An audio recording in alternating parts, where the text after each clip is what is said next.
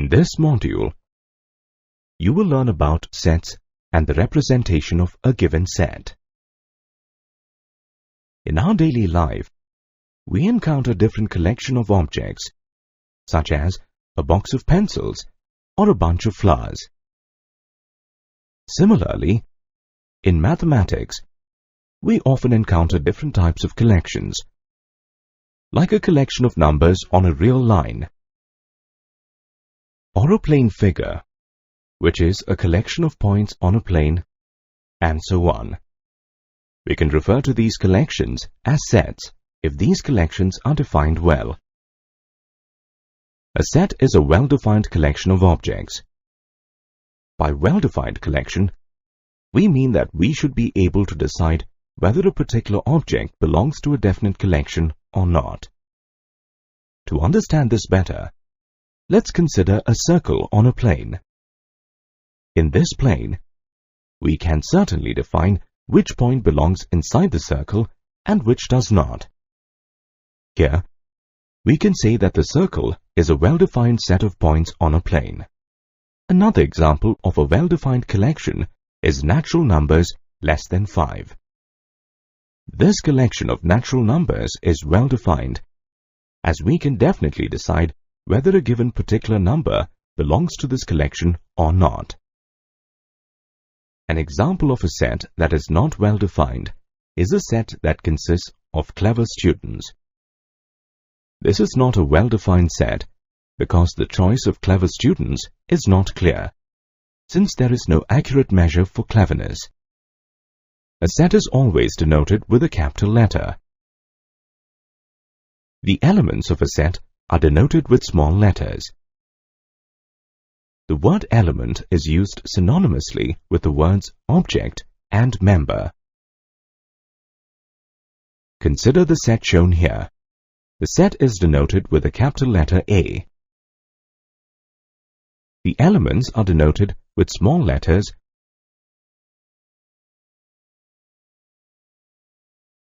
The element P belongs to set A.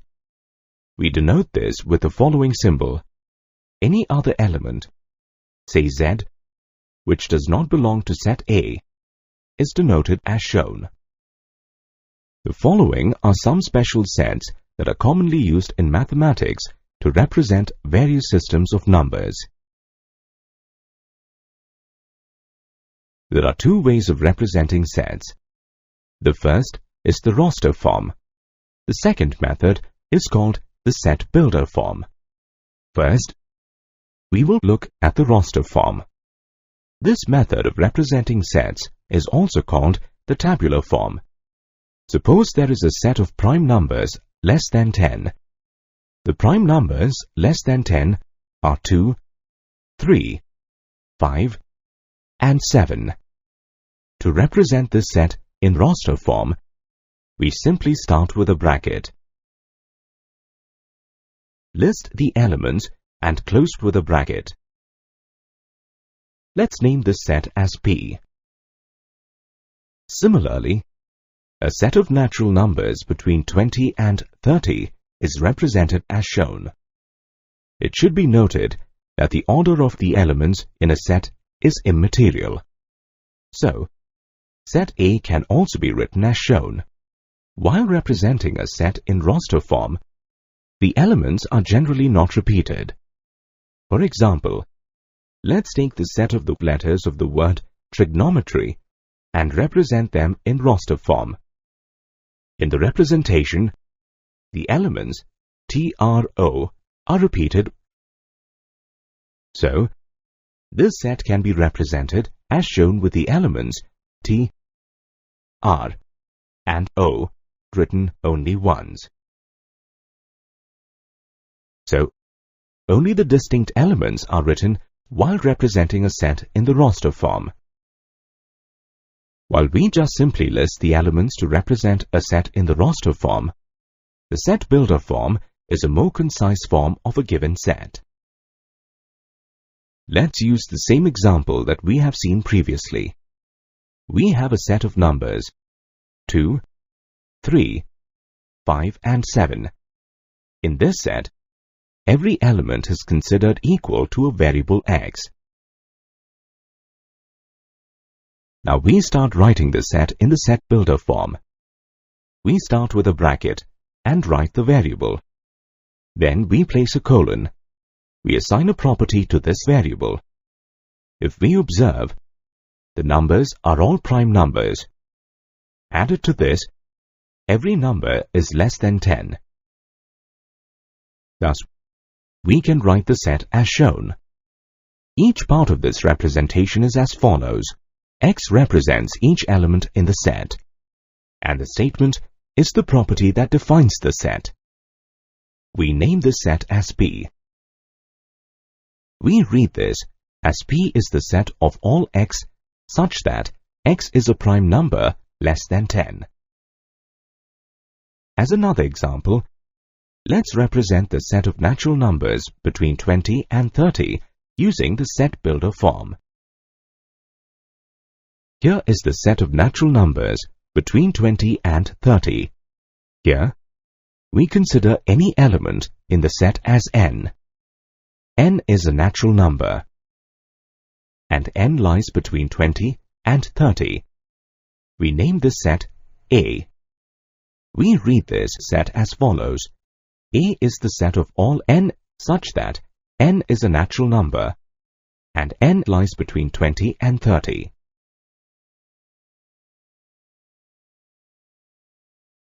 In this module, you will learn about different types of sets. A set is a well-defined collection of objects. We encounter various kinds of sets in mathematics. These sets are classified into different types based upon the properties exhibited by them. We will understand these properties by taking some sets. Let's consider a set as shown. The elements of this set are 1, 2, 3, and 4. The number of elements in this set is 4. This is a finite number. Sets having a finite number of elements are known as non-empty finite sets. If the number of elements in a set S is a natural number, then S is said to be a non-empty finite set. Next, let's consider a case in which a set doesn't contain any elements at all. For example, let's consider the set as shown. This set consists of elements that are real roots of the equation x squared plus 1 is equal to 0. Let's find the real roots of this equation. As we can see, the square root of a negative number does not exist in real numbers, and hence, there is no existing real solution. Therefore, there are no elements in this set. We can say that the set is empty. A set that does not contain any elements is called an empty set, null set, or a void set. An empty set is denoted by the symbol phi. So far, we have seen finite and empty sets. Now, we will see sets that contain an infinite number of elements. For example, let's consider this set. The elements of this set are natural numbers that are infinite in number. A set that is empty or consists of a definite number of elements is called a finite set. Otherwise, it is called an infinite set. We compare two lines by their lengths. However, while comparing two sets, we should consider the number of elements as well as the type of elements in them. For example, let's compare the sets shown here.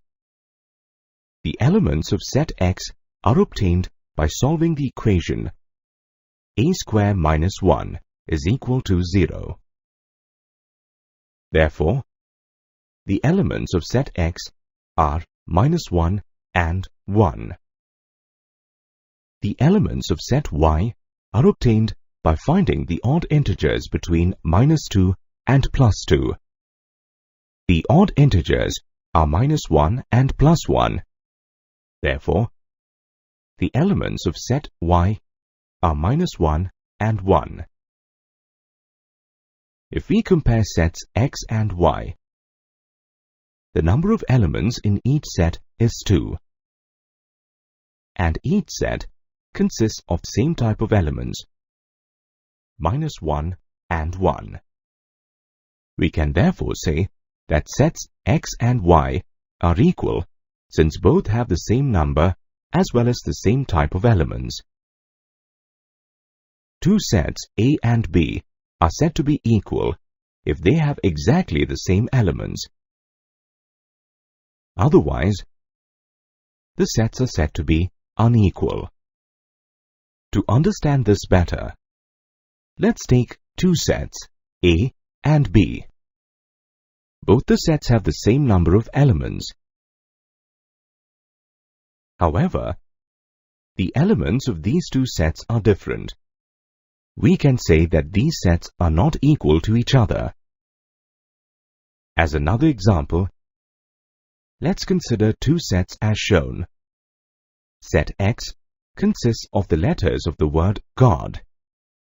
Set Y consists of the letters of the word good. While representing a set, we do not repeat the elements. Therefore, set Y consists of only the letters G, O, and D. If we compare sets X and Y, they have the same number of elements. Also, each element present in set X is also present in set Y. We can therefore say that sets X and Y are equal.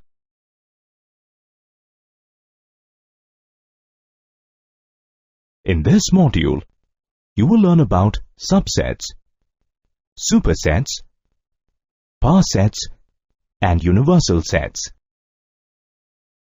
Suppose we have two sets, A and B as shown. The elements of set A are also present in set B. So, we can say that the elements in A are contained in B. In other words, we can say that set A is a subset of set B. This is symbolically represented as shown. This symbol represents subset. We can say that a set P is a subset of set Q if every element of P is also an element of Q. Symbolically, the definition of the subset can be represented as shown. The highlighted symbol denotes the word implies. This statement is read as follows. P is a subset of Q if X is an element of P, which implies that X is also an element of Q. If a set P is not a subset of set Q, we can represent this with the help of the symbol shown. If every element of set P is contained in Q and vice versa, then sets P and Q are equal.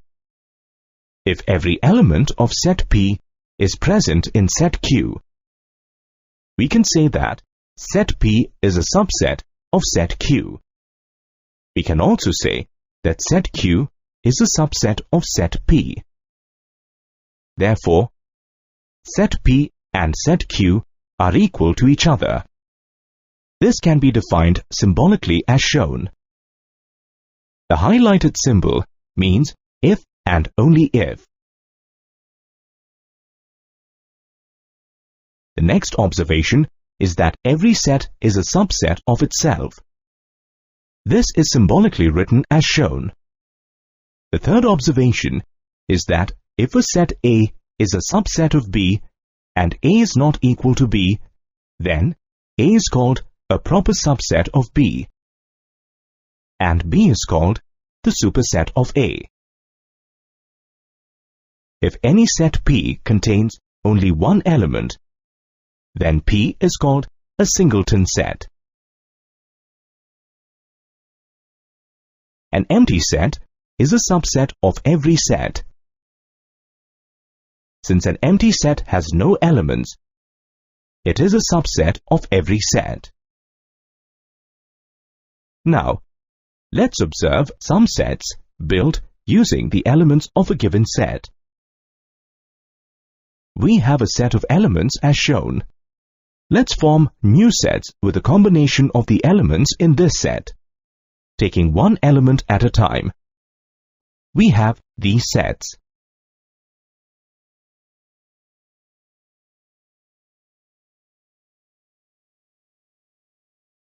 Taking two elements at a time, we have these sets.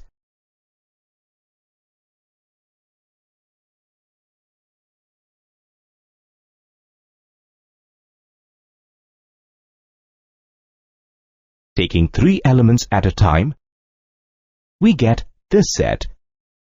Taking 0 elements at a time, we get a null set. All these sets are the subsets of set S. We form a set with the newly formed sets as its elements.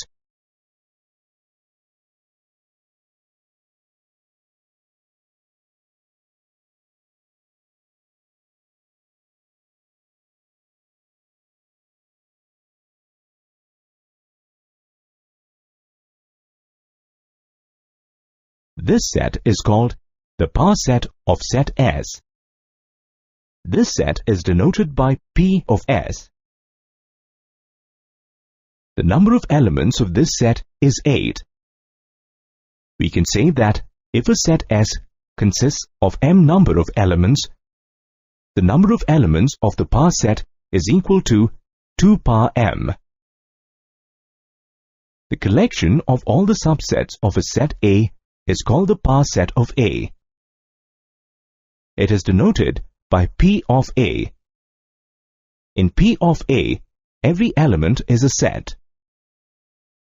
Let's see an example of a parset of a set B. Taking one element at a time, we get these sets. Taking two elements at a time, we get this set. Taking 0 elements at a time, we get a null set. Taking these sets as the elements for a set, we get the parset of set B. The number of elements in set B is 2. The number of elements in the parset of B is equal to 2 square. That is 4. In some situations, we may have to identify sets based on the context. Consider a set of natural numbers. This set is a part of another set, that is, the set of real numbers. In this context, the set of real numbers is the universal set. Similarly, for the set of integers, the universal set is the set of real numbers. Let's take another example. Any plane figure, such as a circle or a square, is made up of points. We can say that for all plane figures, the Euclidean plane forms the universal set.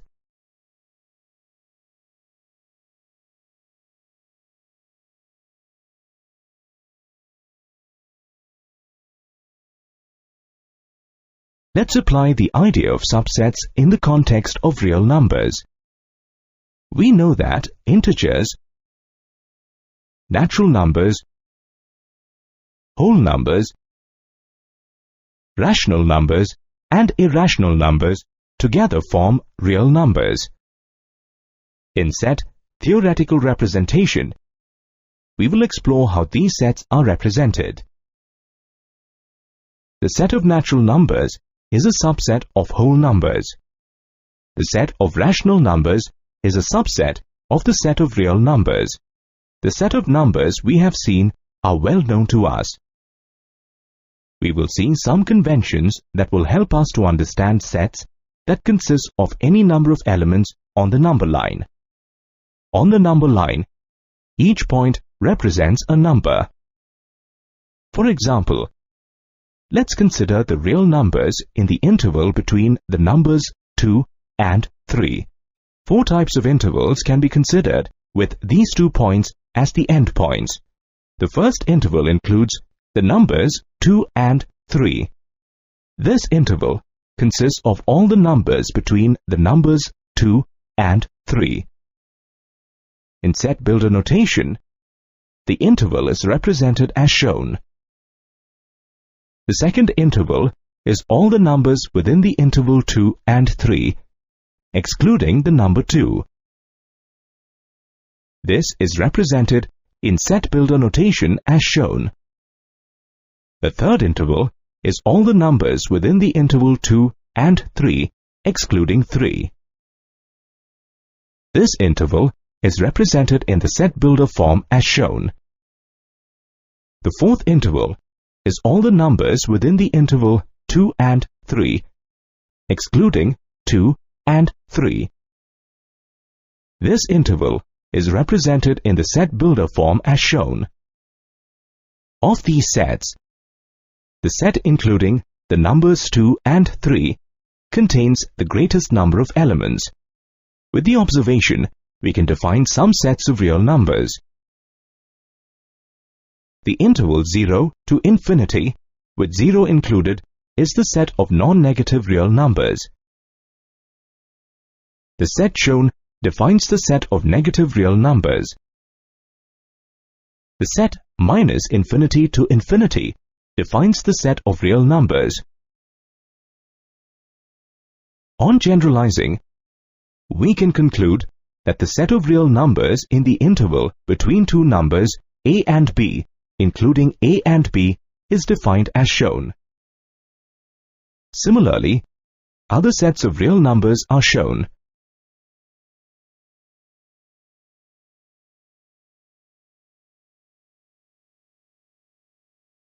For all the intervals shown above, b minus a is the length of the intervals. In this module, you will learn to represent sets using Venn diagrams. A Venn diagram is a visual representation of sets. The concept of Venn diagrams was introduced by an English mathematician, John Venn. Venn diagrams are represented with the help of closed figures such as circles, ellipses, and rectangles. Let's draw a Venn diagram for the sets shown. We represent each set within a circle. The circle representing A consists of the elements 2, 5, 6, and 7. Each number is represented with a dot, with the respective number written next to it. The circle representing set B consists of the elements 3, 8, 9, and 10. One of the universal sets of these two sets is the set of natural numbers. So we include these two circles in a rectangle that represents the universal set, that is, the set of natural numbers n. Now, the Venn diagram is complete. Sometimes, we may need to represent two or more sets having common elements using Venn diagrams. For example, A is the set of prime numbers less than 10, and B is the set of prime divisors of 26. The collection of elements of sets A and B are as shown. These sets are represented in circles A and B as shown. If we observe, the element common to both the sets is 2. So we overlap the circles on each other as shown. The common region of the two circles will have the element 2, which is common to both the circles. In this module, you will learn about the different operations that can be performed on sets. While we come across many sets in mathematics, it is evident that many sets share the same elements.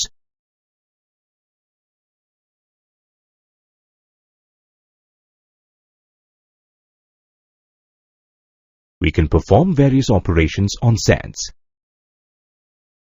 Examples of operations are union of sets, intersection of two or more sets, difference of two sets, and complement of a set. Let us learn these operations in more detail. Let P and Q be two sets. The union of sets P and Q is a set that consists of the elements from both the sets. Let's perform the union operation over sets P and Q.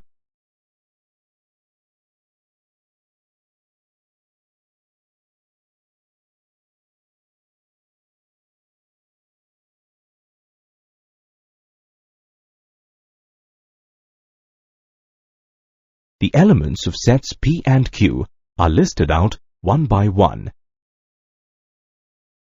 The repeated elements are written only once. Here, 5 in both the sets is written only once. Hence, set P union Q consists of all the elements of sets P and Q. The definition of union can be as follows. The union of two sets A and B is set C, which consists of all those elements that are either in A or in B. Symbolically, the union of sets A and B is represented as shown. The Venn diagram representation of two sets A and B is as shown. The shaded region represents the union of the sets A and B. Observe that both the circles are shaded since set A union B consists of all the elements of sets A and B. Some of the properties exhibited by the union of two sets are as listed. The union of two sets follow the commutative law. The union of three sets follow the associative law. The result of the union of a set with a null set is the set itself. The union of a set with the same set follows the idempotent law. The union of a set with the universal set results in the universal set itself. Let's discuss the intersection of sets. Let's consider the same sets P and Q, which we saw before. If we consider the set of common elements of sets P and Q, then we can say that the set is formed by P intersection Q. In sets P and Q, the common element is 5. Therefore, the intersection of sets P and Q is 5. The definition of intersection is as follows. The intersection of two sets A and B is the set of all those elements that belong to both A and B. Symbolically, the intersection of sets A and B is represented as shown. The Venn diagram representation of intersection of two sets A and B is as shown. The shaded region represents the common elements belonging to the two sets. Here is an interesting property of the intersection of sets. Let's consider two sets C and D. We can observe that there is no common element among the sets C and D. Therefore, C intersection D is a null set. we can say sets C and D are disjoint sets. The Venn diagram representation of sets C and D is as shown. Some properties of the intersection of two sets are as follows. The intersection of two sets follow the commutative law. The intersection of three sets follows the associative law. The intersection of a set with a null set results in the null set. The intersection of a set with a universal set results in the set itself. The intersection of a set with itself follows the idempotent law. Intersection is distributive over union. This property can be verified with the help of Venn diagrams. Taking the left-hand side, for B union C, we have this Venn diagram. A intersection B union C is as shown. On the right-hand side, the Venn diagram for A intersection B is as shown. The diagram for A intersection C is as shown. For A intersection B union A intersection C, the Venn diagram is as shown.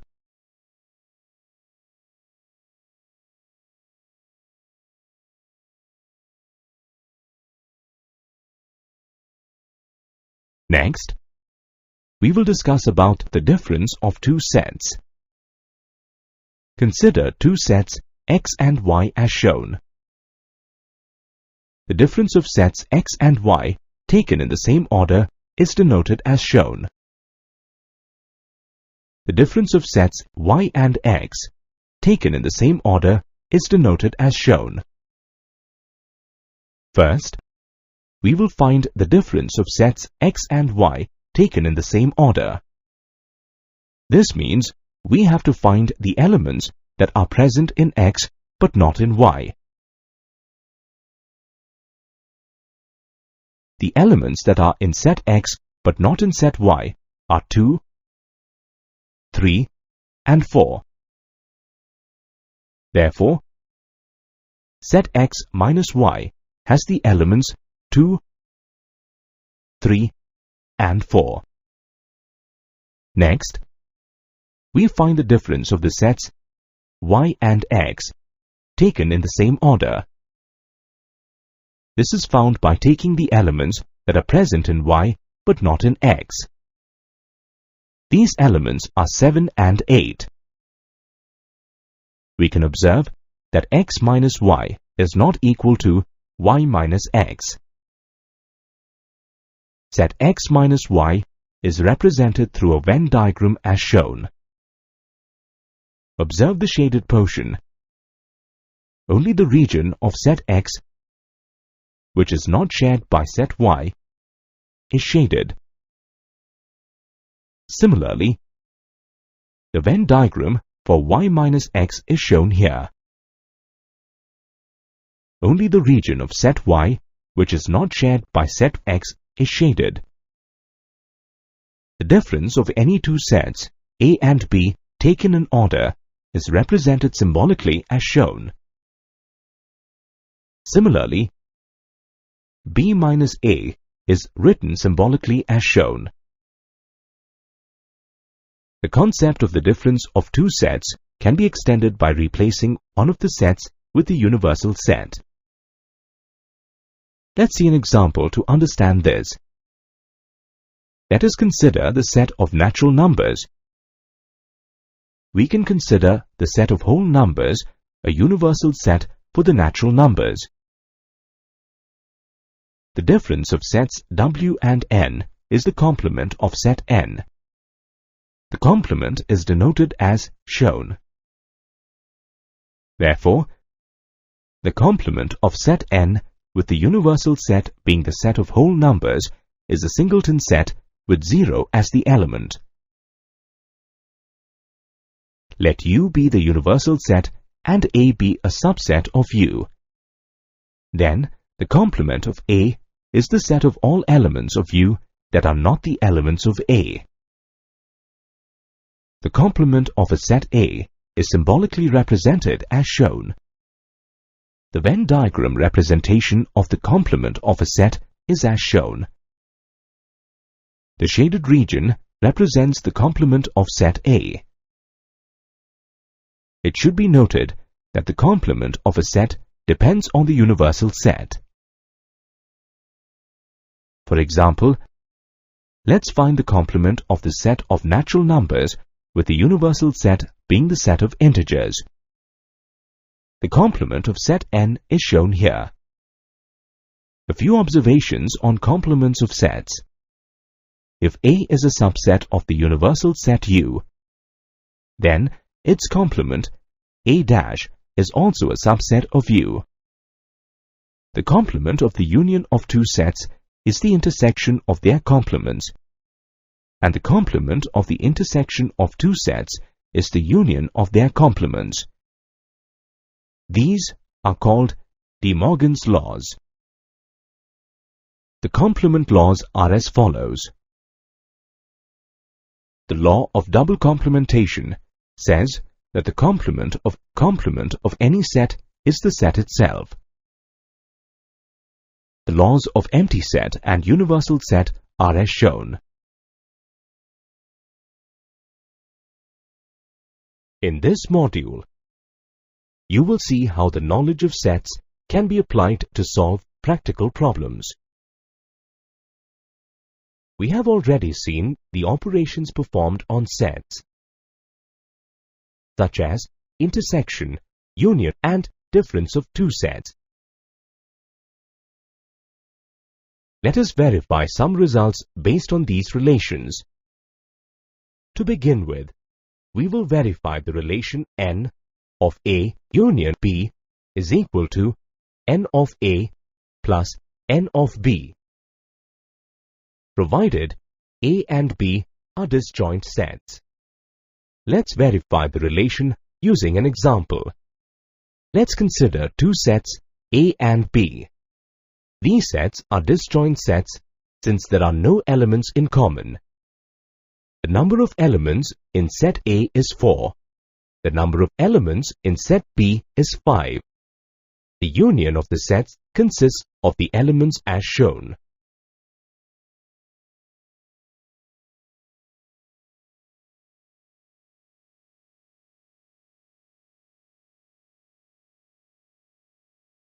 The number of elements in the set A union B is 9.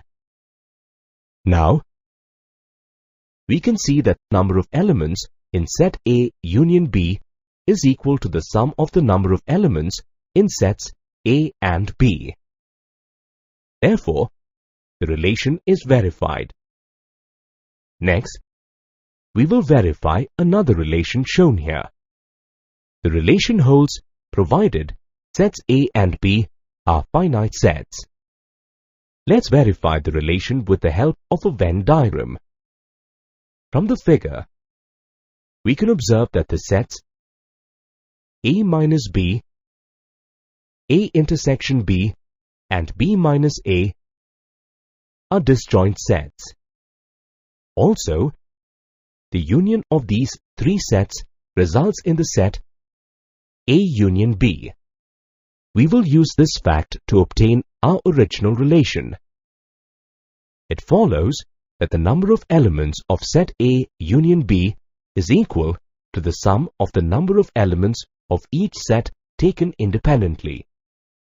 We will add and subtract n of A intersection B as shown.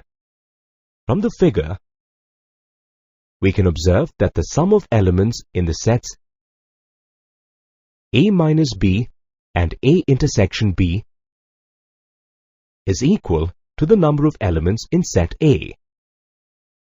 Similarly, the sum of elements of the sets B minus A and A intersection B is equal to the number of elements in set B. Therefore, we get the following equation. Hence, the relation is verified. We will now verify this relation. Momentarily, Let's denote B union C with the letter D. This can be written as shown. Now, we will replace the letter D with B union C. The third term can be written in the form shown using distributive law. Therefore, we can write the expression as shown. Now, we expand the second term on the right-hand side. The third term can be expanded as shown. Hence, the relation is verified. We will see some practical situations where we can use these relations. In a village, 150 people subscribe to 150 people subscribe to Indian language dailies, 75 to English dailies, and 45 to language as well as English dailies. Find the number of people who subscribe English or language dailies. In the set theory, the word "and" suggests an intersection and the word "or" suggests a union of sets. Let V be the set of people who subscribe to language dailies, and E be the set of people who subscribe to English dailies. Let V intersection E be the set of people who subscribe to English and language dailies. We have to find the number of people who subscribe to either English or language dailies. The number of elements in each set is as shown. We will use this relation to find the number of people who subscribe either to English or language dailies. Substituting the values, we get the number of people who subscribe either to English or language dailies as 180. Let's see another problem. On a particular day, 300 students visit cafeteria. 110 students go there for lunch. 225 students have snacks and 50 students have both lunch and snacks. Find out the number of students who had lunch but not snacks, snacks but not lunch, either lunch or snacks. Let U be the universal set of all the students who attended the cafeteria. The number of students in this set is 300. Let A be the set of students who attended the cafeteria for lunch. The number of students of this set is 110. Let B be the set of students who attended the cafeteria for snacks. The number of students of set B is 225. The number of students who had lunch and snacks is given by A intersection B. The number of students who belong to this set is 50. Now, we will find the number of students who had lunch but not snacks. From the Venn diagram, this is given by the set A minus B. The number of elements of this set is given by the number of elements of set A minus the number of elements of set A intersection B. Using the values, we get the number of students who visited the cafeteria only for lunch as 60. Next, we will find the number of students who had snacks but not lunch. This is shown by the shaded region in the Venn diagram. The number of elements of this set is given by the relation shown. Using the values, we find that 175 students had snacks but not lunch in the cafeteria. Now, we will find the number of students who had either lunch or snacks. This is given by set A union B. This is given by the relation shown. Using the values, we get the number of students who had either lunch or snacks as 285.